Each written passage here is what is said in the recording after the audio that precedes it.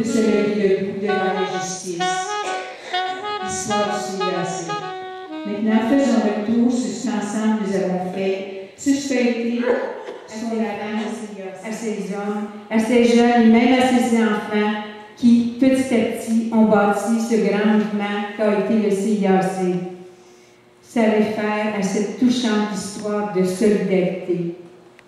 C'est peu à peu qu'on a appris à dépasser nos peurs, à faire face à de nombreux procès, à faire fi des menaces des fonctionnaires, des évaluateurs et de toute autre milice payée pour trouver les meilleures tactiques pour tuer dans l'œuf les moindres tentatives de résistance.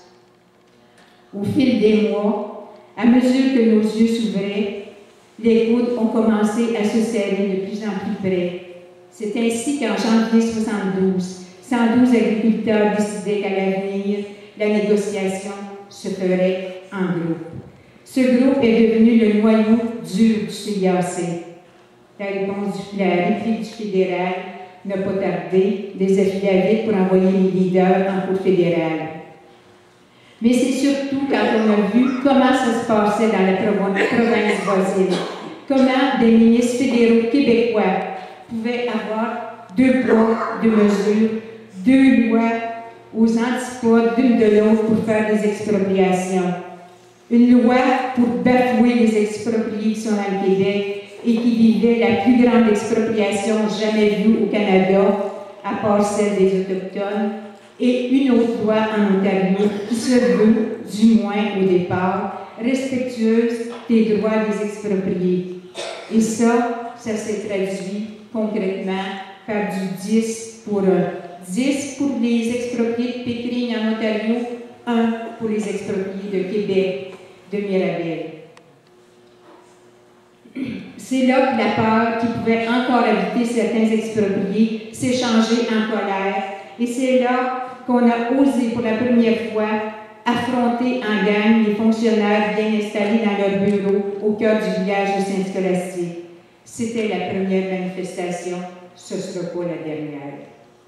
C'est ce jour-là que la vraie résistance a commencé et c'est à partir de ce jour-là que la solidarité a étendu ses racines sur tout le territoire exproprié. Ce territoire devenait pour nous un grand et seul village. Les barrières s'abattaient entre les agriculteurs, les commerçants, les propriétaires de résidences et les locataires. Et alors, à s'écouter ensemble, à regarder ensemble les difficultés des uns et des autres, on s'est dit que c'est ensemble qu'on ferait face au gouvernement. Et du même coup, notre oreille est devenue sensible, attentive aux souffrances qui se vivaient ailleurs.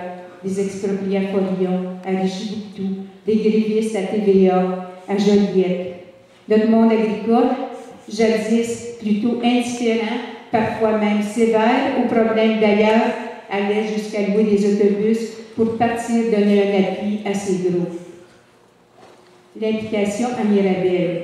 Dans cette longue lutte, j'ai eu à admirer le travail de nos hommes, leur gros bon sens, leur audace, leur imagination, leur persévérance et même leur colère quand il le fallait. Eux, qui, plus que tout autre, ont compris que perdre leur terre, c'était beaucoup plus que perdre leur gagne-pain. C'était pour plusieurs voir anéantir leur rêve d'enfant qu'ils voyaient se concrétiser jour après jour avec leur famille dans le quotidien des travaux agricoles. C'était pour d'autres voir fermer leur commerce qu'ils avaient voulu le plus approprié pour leur clientèle dont ils connaissaient si bien les goûts et les habitudes.